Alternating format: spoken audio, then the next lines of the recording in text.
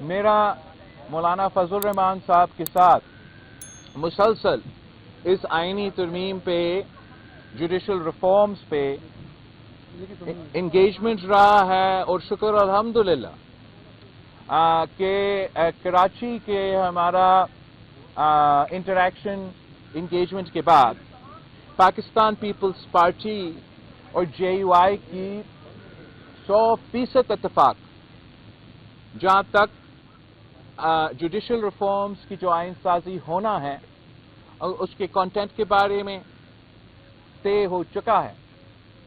میں آج جو مولانا فضل الرحمان صاحب کے پاس موجود ہوں، میں نے مولانا صاحب سے یہ تجویز کی کہ جبکہ حکومت جلد سیشن بلا ریفارمز کی لیجسلیشن ہے کہ مولانا صاحب خود وہ باقاعدہ پارلیمان میں پیش کرے۔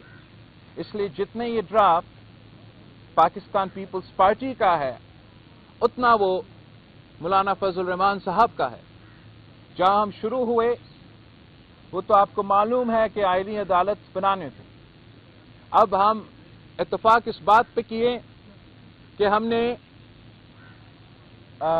آئینی بینچز بنانے ہیں۔ جو ہم نے 19ویں ترمیم کو ختم کرنا تھا وہ 19ویں ترمیم کو ختم کر کے ہم پارلیمان کو مزید طاقتور بنا رہے ہیں اور پارلیمان کی رول جوڈیشل اپوائنٹمنٹس میں دلوا رہے ہیں۔ جو مولانا فضل الرحمان صاحب کی اپنے منشور کے حصے تھے، جہاں تک سود کے خلاف فیصلہ آیا تھا اعلی عدلیت کی طرف سے، ہمارا جو پیپلز پارٹی اور جے یو آئی کی ڈرافٹ ہے وہ جس طریقے سے مولانا فضل الرحمان صاحب چاہتا تھا ویسے ہی الف بے پے کاما فل سٹاپ ایگزیکٹلی ہیں۔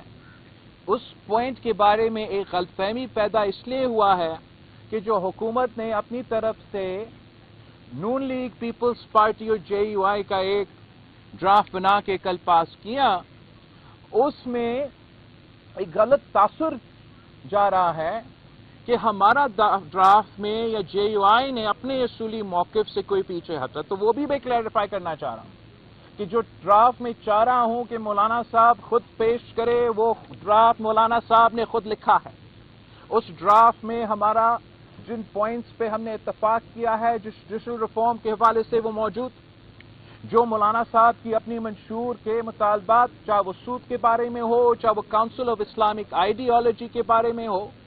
کاؤنسل آف اسلامک آئیڈیالوجی کے بارے میں ہم نے یہ طے کیا ہے کہ جو اس وقت پارلیمان کے رولز میں موجود ہے کہ جو پارلیمان کے ممبران آپس میں اگر مطالبہ کرتے ہیں تو بل جائے گا کاؤنسل آف اسلامک آئیڈیالوجی۔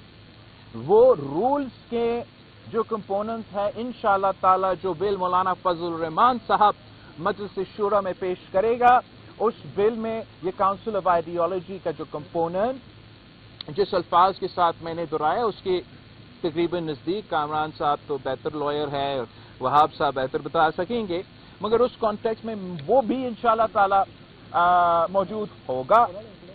جہاں تک مولانا فضل الرحمان صاحب نے پی ٹی آئی کے ساتھ پہلے یہ طے کیا تھا کہ پی ٹی آئی کا ملاقات اپنے بانی قائد سے ہوگا اور وہ انسٹرکشنز لیں گے۔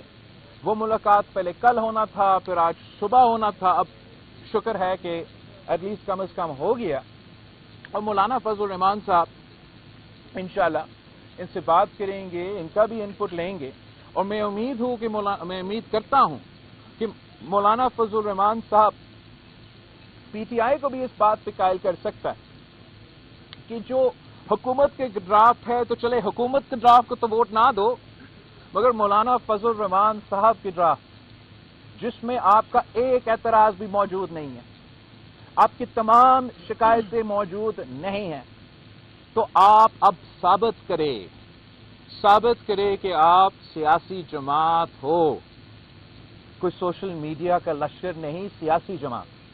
آپ کی سیاسی مطالبات مانے گئے ہیں۔ سیاست میں کبھی بھی کوئی اپنا 100% کامیابی حاصل نہیں کرتے۔ सियासत नाम है कॉम्प्रोमाइज का, सियासत नाम है इत्तेफाक राय ढूंढने का। अब ओनस ना पीपल्स पार्टी पे ना मौलाना फजल रहमान पे है। हमसे जो हो सका था मुमकिन सियासी तौर पे वो हमने अब कर लिया है। अब ओनस पीटीआई पे है कि अगर आप संजीदा हो, सियासत में संजीदा हो, तरीके इंसाफ तो नाम आपका है, मेरा नहीं। जुडिशल रिफॉर्म्स आपको लाना चाहिए था, बिल आपको पेश करना चाहिए था। आज तक एक पॉइंट इन्होंने सामने नहीं लेकर आए। 2 महीने के लिए मैं इंतजार कर रहा हूं। 2 महीने के लिए क्यों इंतजार कर रहा हूं? हुकूमत तो 2 महीने से मुझे कह रहे हैं, ताना मार रहे हैं तकरीबन कि वो तो हमारे पूरे हैं, आप हमें देर कर रहे हैं। हमारे लिए, मौलाना फजल रहमान साहब की जमात के लिए, हमारा दस्तूर, हमारा आईन हमारे बड़ों का बनाया हुआ एक दस्तावेज है, हमारे लिए एक अमानत है। इसलिए मैंने ये दिन रात मेहनत किया कि पॉलिटिकल कंसेंसस के थ्रू हम ये आईन साजी करें। और मैं चाह ये रहा हूं कि हुकूमत ये लीड ना करे, ये तासुर ना जाए कि हुकूमत का बिल अपनी जगह, मौलाना फजल रहमान साहब हमारा बिल लेकर आए, पार्लियामान जमहूरियत और हमारा आईन को बचाए, तो फिर यह हमारी सियासी फतह होगा, ये सियासी कामयाबी होगा इस पॉलिटिकल स्पेस में। अगर मैं पॉलिटिकल कंसेंसस के साथ आईन साजी करता हूं तो वो असल जमहूरी कुव्वतों का कामयाबी है। मेरा उम्मीद ये है कि इंशाअल्लाह ताला इस दफा तरीके इंसाफ जात की सियासत नहीं, मुस्बत सियासत है। और अगर इस लिहाज से देखा जाए तो ये अमेंडमेंट अगर हम सब के वोटों और हम सब के एतमाद से पास होता है आज, तो ये वैसे अमेंडमेंट होगा जैसे 18वीं तरमीम, जैसे 1973। अगर ये अमेंडमेंट खुदा ना खास्ता पार्टी की इत्तेफाक के बजाय मेंबरान की अक्सरियत के जोर पे पास हो जाता है, हम अदालत तो बनाएंगे, मगर हम सियासतदानों का, इस पार्लियामान का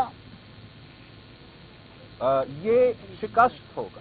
हम जीत के भी टेक्निकल ग्राउंड्स पे ये हमारा शिकस्त होगा कि पाकिस्तान की तारीख में पहली बार हम अक्सरियत के बुनियाद पे और इत्तेफाक के बुनियाद पे ये आइनसाजी नहीं करें। हमने पूरा कोशिश किया है, मौलाना फजल रहमान साहब ने भी पूरा कोशिश किया है। हुकूमत ने इन पेशेंस का अब इंतहा दिखा दिया है। अब थोड़ा ही टाइम रहता है। उम्मीद है कि पीटीआई का वफद यहाँ आएगा और वो मौलाना फजल रहमान साहब के एक्सपीरियंस से सीखेंगे, मौलाना फजल रहमान साहब की सियासत से सीखेंगे और आखिरकार एक सियासी जमात बन के उनका अपना कामयाबी का जश्न मनाएंगे। अगर खुदा ना खास्ता कि कोई अलग रास्ता लेता है तो जब पीटीआई उस आईन साजी के बाद अपना रोना धोना शुरू कर देते हैं, तो मैं अभी से मीडिया को और आप सबको बता रहा हूं, कसूर किसी और का नहीं, कसूर सिर्फ और सिर्फ पीटीआई का होगा। आप सबका शुक्रिया।